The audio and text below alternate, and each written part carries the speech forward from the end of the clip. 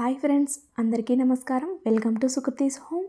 ఈ రోజు వీడియోలో ధనత్రయోదశి రోజు యమదీపం ఎలా పెట్టుకోవాలి, అసలు ఎందుకు పెట్టుకుంటాము, అలాగే ఈ 2022వ సంవత్సరంలో ధనత్రయోదశి ఏ రోజున వచ్చింది, ఈ యమదీపం ఏ రోజున పెట్టుకోవాలి అనే పూర్తి వివరాలను తెలుపబోతున్నాను.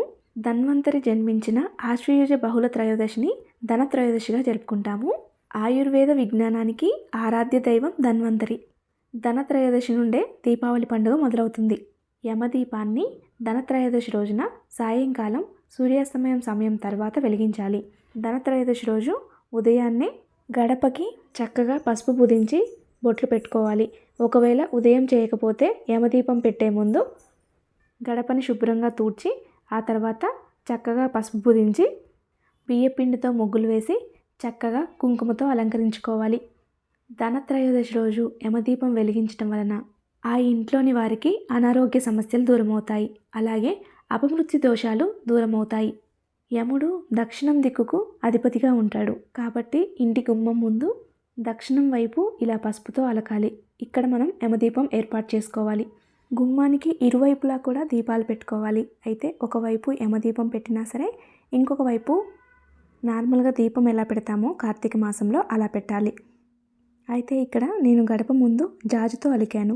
ఒకవేళ జాజుతో అలికే వీలు లేకపోతే రెండు వైపులా కూడా పసుపుతో అలికి దీపం పెట్టుకోవాలి. యమదీపం పెట్టే చోట కుబేర ముగ్గును వేసుకోవాలి. యమదీపం పెట్టే చోట కుబేర ముగ్గును వేసుకొని ఇంకొక వైపు నార్మల్గా ఏదైనా ముగ్గును వేసుకొని దీపం పెట్టుకోవచ్చు.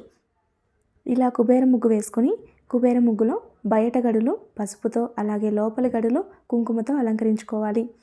మీ వీలును బట్టి కుబేర ముగ్గు వేసుకొని యమదీపం పెట్టుకొని అలాగే యమదీపం పక్కన రాగి చెంబును కూడా పెట్టుకోవచ్చు.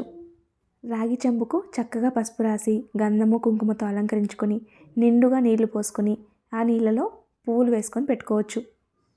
ఇలా ముగ్గును వేసుకున్న తర్వాత ఈ ముగ్గు మీద తమలపాకులు ఏర్పాటు చేసుకోవాలి. ఈ తమలపాకుల మీద 3 గుప్పెళ్ళు కానీ 5 గుప్పెళ్ళు కానీ కల్లు ఉప్పును పోసుకోవాలి. కొంతమంది ఈ కల్లుప్పు ప్లేస్లో ధాన్యం పోసి కూడా యమదీపం పెడతారు.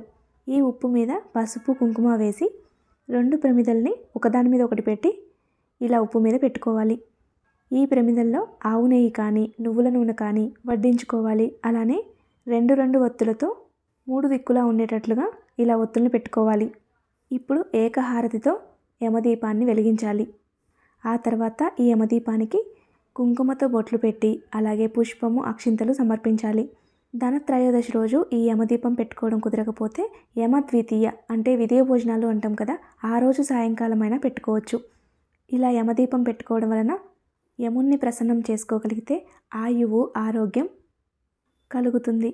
ఈ యమదీపాన్ని ఇంట్లోని వారు ఎవరైనా పెట్టవచ్చు. ఈ 2022వ సంవత్సరంలో ధనత్రయోదశి అక్టోబర్ 22వ తేదీన వచ్చింది. అక్టోబర్ 22 అంటే శనివారం రోజున సాయంకాలం ఇలా యమదీపాన్ని వెలిగించుకోవాలి. అయితే యమదీపం గురించి ఒక కథ కూడా ఉంటుంది. ఆ కథను నేను నెక్స్ట్ వీడియోలో మీతో షేర్ చేసుకుంటాను.